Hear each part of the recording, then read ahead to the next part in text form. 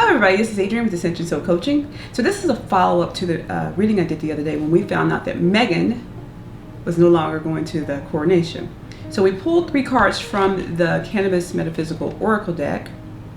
I want to go into a little bit further detail of what those cards meant. Okay? So 3 cards that were pulled were Yahweh for Meghan,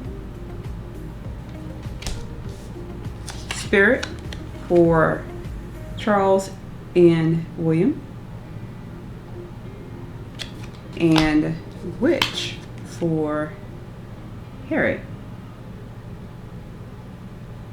Okay, so let's discuss. Okay, so I did a little research because some of this deck is built from different types of cultures who deal with like Oshan and Shantara, different types of shamans and things like that. So it's grouped together, and so you have to read the cards separately. So there's a lot of things I don't know about each of the characters that these cards represent. Some people read these as tarot, but it is an oracle deck. So I'm going to read it as an oracle deck, which gives you a little bit of latitude in your interpretation. So the first thing I did was Yahweh. So I wanted to look her up. And let me tell you who she is, because this represents Meghan and why she didn't want to come to the coronation, why she finally decided not to come. Yiwa is a Santara goddess of death and virginity. So the story behind her is that she is a recluse Orisha that lives in the graveyard along with her sister Oya. And together these two Oshas rule over the cemeteries and make sure that there is no mixing between the worlds of living and dead. The deeper meaning of her being in the graveyard is that she believes that the world is very cruel. Many people whose hearts are still beating fully deserve to be called heartless. With that in mind, it's a bit easier to understand Yiwa's reasoning behind withdrawing from the world of the living. And that's one of the things that people are saying now about Meghan. She's withdrawing from the world. She's not having her face out in the public. She's not been out in the public for a while. Her next appearance is supposed to be in May when she accepts the award with a Women of Virtue award from Gloria Steinem. So that's the next time we'll probably see her in person. So there's a lot of different meanings behind and background stories behind these particular goddesses, but seduction is the one with Yoa is that she was a simple girl who was still a virgin and quite naive. She was also very beautiful, and her chastity invoked curiosity in many men that wanted to possess her.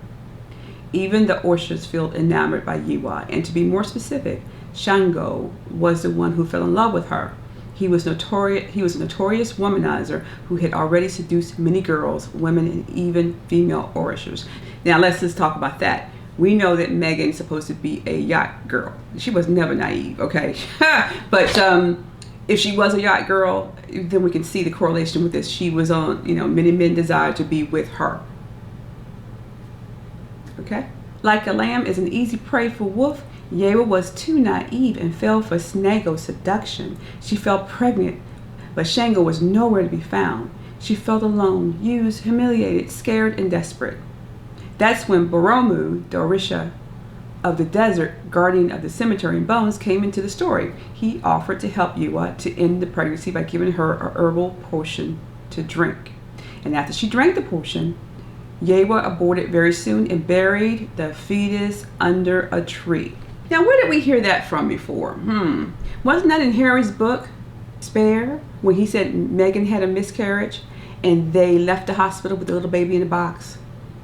And they went, and when they were in California, and they buried the embryo under a tree. How fitting.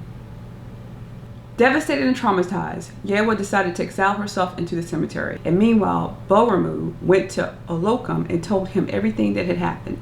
The two of them went to the tree where Yewa's fetus was buried, and Olokam resurrected its spirit. The child was named Boroshia and later served as a guard at Olokam's court. So, what we know is that supposedly Meghan had a miscarriage. They buried the baby under the embryo under the tree in California, and then she got pregnant with So it looks like based on this card, Meghan ghosts everybody anyway. This has a lot to do with death. Just to say the word ghost, she's ghosting everybody right now. Okay, she's ghosting you, UK, and everybody else right now because she's got plans of what she wants to do. There is a thing out there called fetus magic, and so where you would bury the fetus to bring power and whatever. I'm not getting into that. I'm just saying there is such a thing, but she's ghosting herself from the public right now because she's working on a lot of other projects. Okay, I'm still not thinking she's pregnant, but this is bringing up pregnancy again. But we shall see. She's got a lot of things in the works, and the next time we're going to see Meghan is probably in May when she accepts her award from Gloria Steinem for the Women of Virtue for 2023. So whatever you want to call that. But Meghan, I truly believe that something with the crown, the titles with the babies, had something to do with a lot of the negotiations that's taking place. People keep saying she wanted an apology. They wanted an apology from the palace. They wanted to know where they were going to be seated. And I don't think that's true. I don't think she cared. If she got everything she wanted, she may have come. But I don't think she really wanted to come. And sometimes you try to make life a little bit difficult for the other person. If you really don't want to come, so well, if you meet all these demands, all 10 of these demands, then I'll come. When she had no intentions of coming because she knew that she probably wasn't going to get those demands met. Sometimes you just bluff. Just keep people on a string, right? And I think with this card with Charles and with William, when I first bought these cards, the front of the box is the same card. Can see if it's upside down. Yeah, it's upside down. Here you go. Okay. And I never thought when I bought the cards that this was given the finger. But the question was, how does William and Charles feel about Meghan not coming? And I'd say they could give 2 Fs, if you know what an F is. That's the middle finger for me.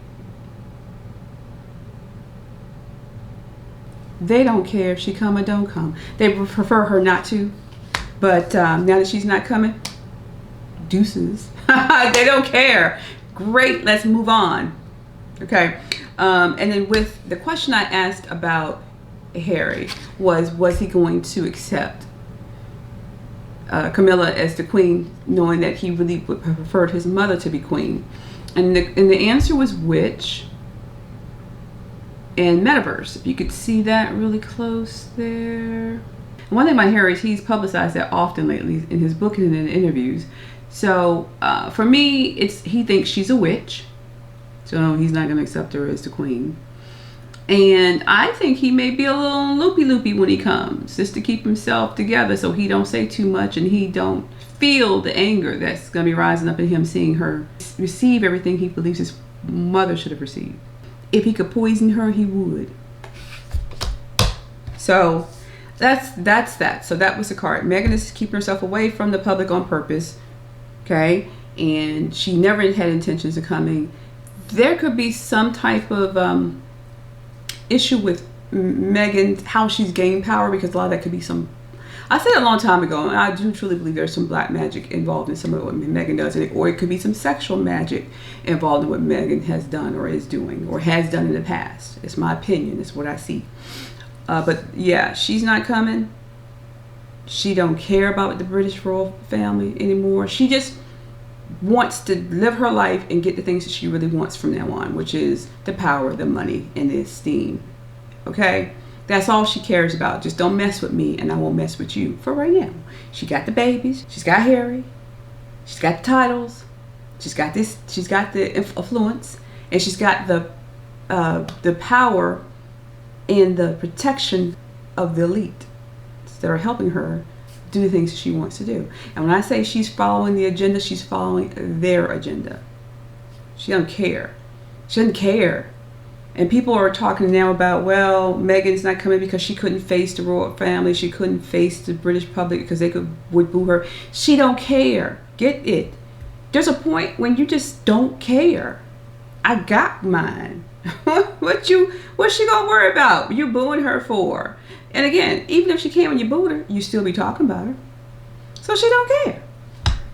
As simple as that. We keep asking why, and is it because she's just snubbing the royal family? Is she just she's scared of the public, or she's ashamed of herself, or she's just gonna she wants Harry to go out there and take the fall for the both of them so she can have another reason to divorce him. No. At this point in time, she don't care. She got hers. She got what she needs. Let's think of it this way. Let's say a man really lusts after a woman. I mean, he met her, he wants her. He don't love her, he just lusts after her. And he finally gets what he wants from her. What does he do after that? He don't want her no more. He got what he wanted. Thank you. Goodbye. And so she got what she wanted. She's saying, goodbye. I don't need you. She feels that the royal family is beneath her now. She got the step that she needed to be where she is so she could say, I don't need y'all anymore. And she's going to continue to do what they ask her on the agenda side, WEF, UN, One Young World, to get what she wants.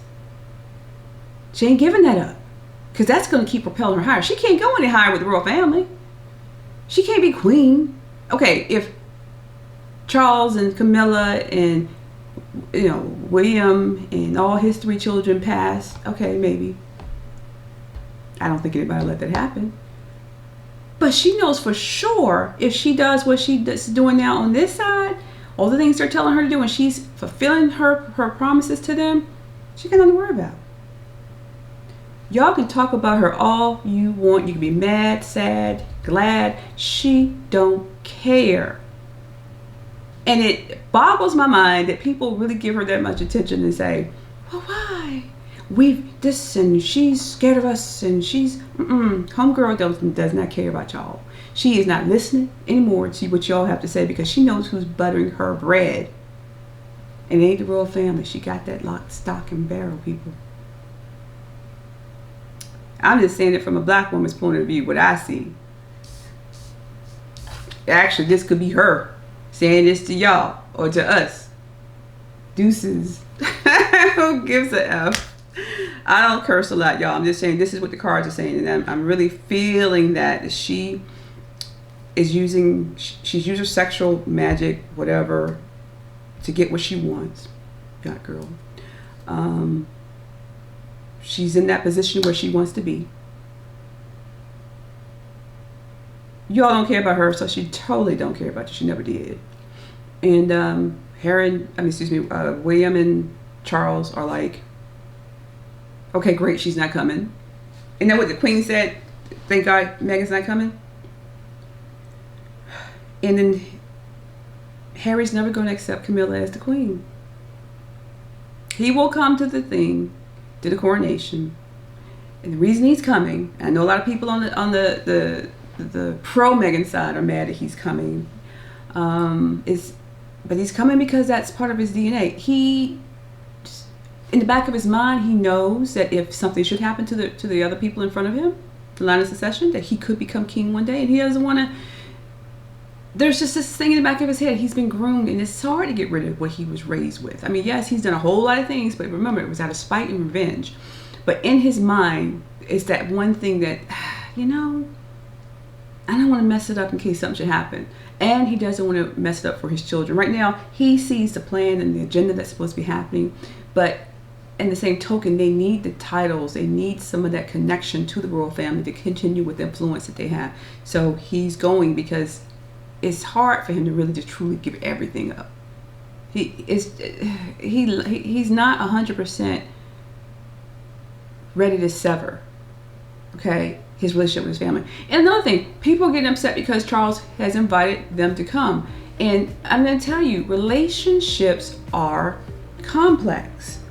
Now, Meghan doesn't have a relationship with the British people. She had it for a very short period of time. She walked away and they were like, okay, fine, goodbye. Right? They don't like her. And they'll probably never have a relationship ever again. But Harry has a relationship with the royal family and with the British people. It's different. You can forgive your family members. I'm not saying they are forgiving him. I'm just saying that there's this string the silver cord that's attaching all of them together, and it's there. And we'd be very upset with our family member if they did to us what he's done to his family. But if he came back and apologized, I'm just saying if, you may forgive them. And you had not seen it from that lens. That is family. That's blood. So Charles cares for his son. He's way off base. Harry's way off base of what he's doing, but he still loves his son. And we can't get mad because he loves his son and cares about his son. He knows he's doing wrong, but we would prefer him to just get rid of him, but he's not. He's not going to do it. How many kings or queens have banished their children or killed their children? You can cut the heads off. How many kings or queens have done that in the British royal line? Their own children, they haven't. And I'm not sure not all of them were the best. I'm sure they were all plotting and planning. Some of them were plotting and planning a whole lot of stuff, but they didn't do that. So Charles is not going to just cut him off. He just knows he can't be close to him anymore. He can't trust him anymore. He can't be near him at close quarters, talking to him, giving him information, or be absent-minded of what he's saying to him. They're never probably going to have a very close relationship in the next 20 years. But he's never going to stop loving his son. And we cannot be mad at him for that. And it's not all, and I'm not saying that it's all Meghan's fault. I'm just saying blood is thicker than water. We know that. We all know that. And I'm a relationship coach, so I'm looking at it from the point of view that it's a family. And the family system dynamics is very complex, y'all.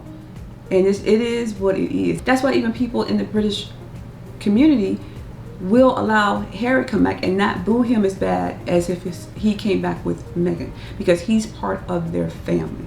They watched him grow up from a baby to where he is now. They don't have to like everything he does. It's like his family, his immediate family doesn't have to agree with everything he does, but it's part of that system.